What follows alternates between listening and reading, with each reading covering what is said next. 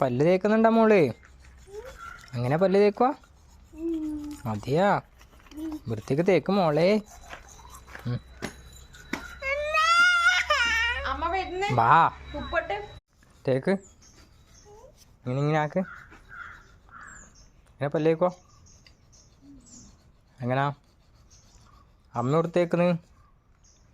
അല്ല അമ്മ തേക്കുന്നു.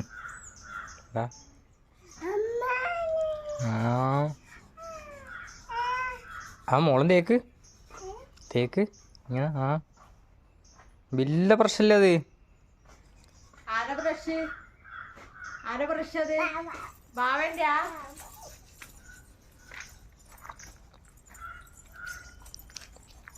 തേക്ക് മോളെ.